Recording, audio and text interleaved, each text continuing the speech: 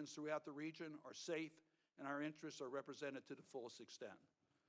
I cannot overstate the urgency for the United States to have a confirmed ambassador on the ground to help deliver U.S. support for Israel, to deal with the hostage situation, to deal with the humanitarian needs that we know exist. We need an ambassador who, at this critical and delicate time, can speak with authority and engage diplomatically in the region at the highest level.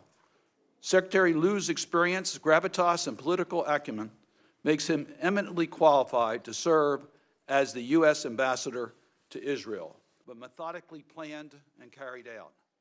Hamas has started a war. Given the dangerous state of emergency that Israel faces, the United States needs a confirmed U.S. ambassador in Jerusalem. So we do have things being done there on the ground. Secretary Liu, I have reservations on your appointment as America's ambassador to Israel.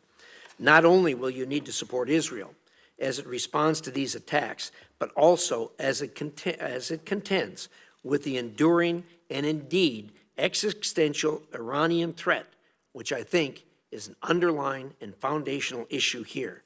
I have reservations about your ability to do that. Transportation, smart agricultural technologies.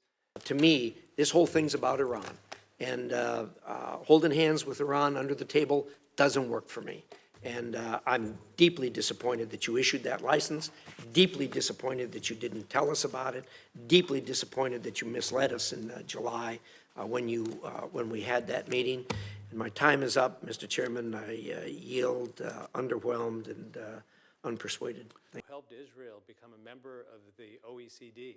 At this moment, there is no greater mission than to be asked to strengthen the ties between the United States and Israel, to work toward peace in a region that has known so much war and destruction.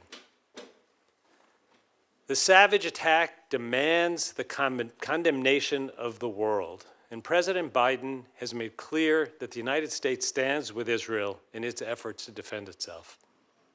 I will do my utmost to end the horrific attacks by Hamas and ensure that Israel has what it needs to defend itself. Licenses are published.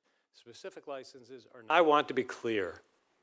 Iran is a threat to regional stability and to Israel's existence.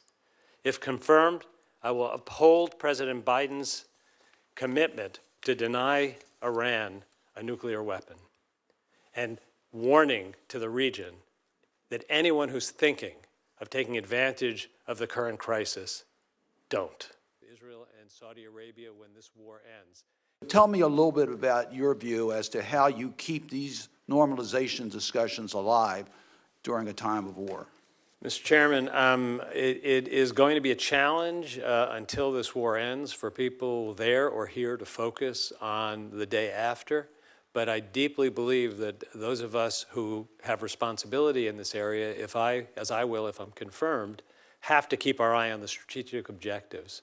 Because you look at the question of negotiations between Israel and Saudi Arabia, if it was in the national interest of Israel and Saudi Arabia 2 weeks ago, it's in the interest of Israel and Saudi Arabia when this war ends.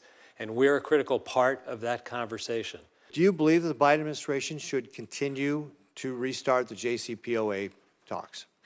I don't think this is the moment for us to be negotiating with Iran. I believe deeply that an agreement to not have nuclear weapons would be a good thing, but this is not the moment. Okay, how many bombs need to be dropped on Gaza before we committee over a will be in order. ceasefire? How many children need to be killed? Our families are dying. Our families are dying. We need a ceasefire now. We need a ceasefire now. Ceasefire now. Ceasefire now. Thank you. We need a ceasefire now. Stop sending aid to Israel. Stop the Israeli genocide of Palestinians. The committee will come to order. Let me make it clear.